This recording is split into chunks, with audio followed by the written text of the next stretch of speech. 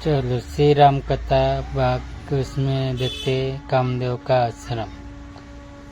दूसरे दिन ब्रह्म मुहूर्त में निद्रा त्याग कर मुनि विश्वामित्र तृण शैयाओं पर विश्राम करते हुए राम और लक्ष्मण के पास जाकर बोले, हे राम और लक्ष्मण, जागो, रात्रि समाप्त हो गई है।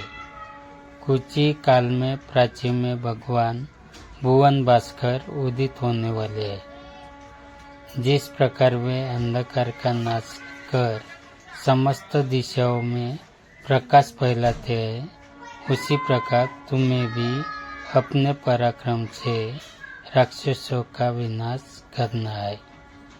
नित्य कर्म से निवृत्त हो संध्या उपासना करो, अग्निहोत्रादि से देवताओं को प्रसन्न करो, आलस्य को त्यागो और शीघ्र उठ जाओ, क्योंकि अब सोने का समय नहीं है। गुरु की आज्ञा प्राप्त होते ही दोनों भाइयों ने शैया त्याग किया और नित्य कर्म एवं स्नान ध्यान आदि से निवृत्त होकर मुनिवर के साथ गंगा तट की ओर चल दिए। वे गंगा और सरयू के संगम, जहाँ पर ऋषि मुनियों तथा तपस्वियों के शांत व सुंदर आश्रम बने हुए थे, पर पहुँचे। एक अत्यधिक सुंदर आश्रम को देखकर रामचंद्र ने गुरु विश्वामित्र से पूछा, हे गुरुवर, यह परम रमणीक आश्रम किन महर्षि का निवास स्थान है?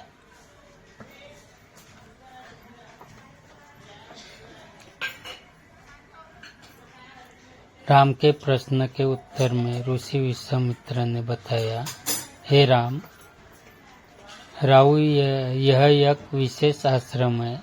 पूर्व काल में कैलाशपति महादेव ने यह घोर तपस्या की थी। संपूर्ण विश्व उनकी तपस्या को देखकर विचलित हो उठा था। उनकी तपस्या से देवराज इंद्र भयभीत हो गए और उन्होंने शंकर जी के तप को भंग करने का निश्चय किया। इस कार्य के लिए उन्होंने कामदेव को नियुक्त कर दिया। भगवान शिव पर कामदेव ने एक के बाद एक कई बाण छोड़े, जिससे उनकी तपस्या में बाधा पड़ी। क्रुद्ध होकर महादेव ने अपना तीसरा नेत्र खोला। उस तीसरे नेत्र की तेजोमयी ज्वाला से जलकर कामदेव भस्म हो गए। देवता होने के कारण कामदेव की मृत्यु नहीं हुई, केवल शरीर ही नष्ट हुआ।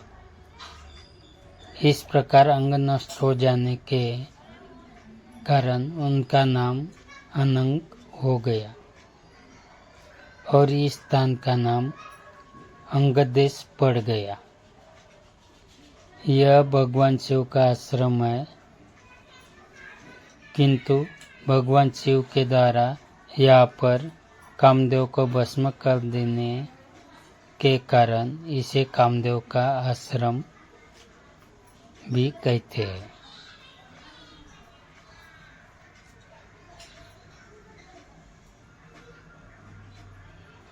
गुरु विश्वामित्र के आदेशानुसार सभी ने वही रात्रि विश्राम करने का निश्चय किया।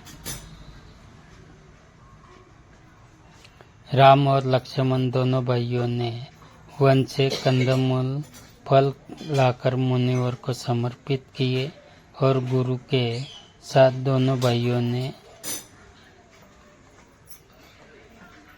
प्रसाद ग्रहण किया। तत्पश्चात स्नान, संध्या उपासना आदि से निवृत्त होकर राम और लक्ष्मण गुरु विश्वामित्र से अनेक प्रकार की कथाएं तथा धार्मिक प्रवचन सुनते रहे। अंत में गुरु की यथोचित सेवा करने के पश्चात आज्ञा पाकर वे परम पवित्र गायत्री मंत्र का जाप करते हुए तृण शैयाओं पर जा विश्राम करने लगे।